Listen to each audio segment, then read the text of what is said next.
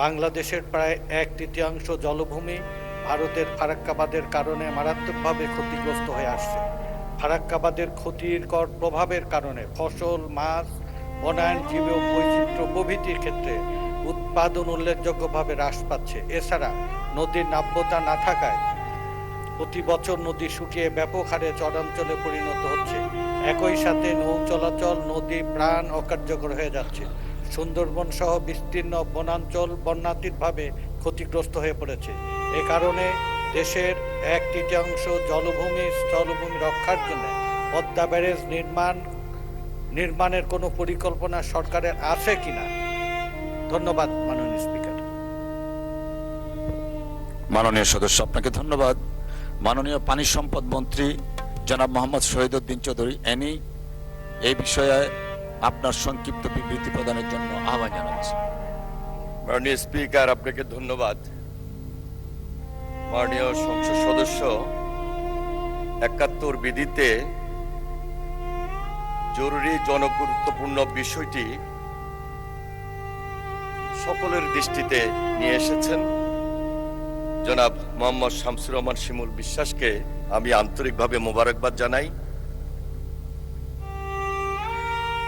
Padma barrage প্রকল্পটির মাধ্যমে দেশের দক্ষিণ পশ্চিমাঞ্চল এবং উত্তর পশ্চিমাঞ্চলের 19টি জেলার 120টি উপজেলা সরাসরিভাবে উপকৃত হবে মাননীয় স্পিকার। এবং এর বাহিরে আমরা যে সমীক্ষা করেছি, সরাসরি 19টি জেলার পর আরো 5টি জেলা বাহ্যিকভাবে এর উপকার লাভ করবে, যার কারণে এই প্রজেক্টকে আমরা বলছি যে বাংলাদেশের একটা মাস্টার মাইন্ড প্রকল্প মাননীয় স্পিকার। এই প্রকল্পটি পদ্মা নদীর পানি দক্ষিণ পশ্চিমাঞ্চলের জীবন জীবিকা, কৃষি, মৎস্য, পরিবেশ এবং মানুষের টিকে থাকার জন্য অন্যতম ভিত্তি। আর সেই ভিত্তির কেন্দ্রেই রয়েছে পদ্মা নদী। পদ্মা নদীতে ব্যারেজ নির্মাণের সম্ভাব্যতা সমীক্ষা 2004 সালে শুরু হয়েছিল এবং এই সমীক্ষা শেষ হতে 2013 সাল পর্যন্ত লাগে মাননীয় স্পিকার। উক্ত সমীক্ষায় ব্যারেজ নির্মাণের জন্য সুপারিশ করা হয় এবং বর্তমান সরকারের যে নির্বাচনী ইশতেহার, এই ইশতেহারে পদ্মা ব্যারেজকে নির্মাণ অগ্রাধিকার দেওয়া হয়েছে। এর ধারাবাহিকতায় পানি সম্পদ মন্ত্রণালয় ইতিমধ্যে প্রকল্পটির ডিপিপি প্রণয়নপূর্বক অনুমোদনের জন্য পরিকল্পনা কমিশনে প্রেরণ করেছে। প্রকল্পের প্রস্তাবিত ব্যয় 34,497.25 কোটি টাকা মাননীয় স্পিকার।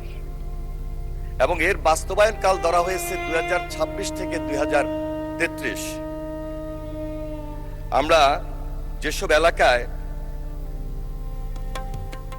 এই যে সরাসরি উপকার বা সুবিধাভোগী অঞ্চল হিসাবে ধরে নিয়েছি, সেসব এলাকায় প্রায় 28.80 লক্ষ হেক্টর জমিতে সেচের জন্য প্রয়োজনীয় পানির সংস্থান নিশ্চিত হবে। ব্যারেজ ডেককে সড়ক সংযোগ, বিদ্যুৎ সঞ্চালন লাইন এবং গ্যাস ট্রান্সমিশন পাইপলাইন স্থাপনের ভিত্তি হিসাবে ব্যবহারের সুযোগ সৃষ্টি হবে মাননীয় স্পিকার। আনুমানিক 113 মেগাওয়াট জলবিদ্যুৎ উৎপাদন সম্পাদন হবে।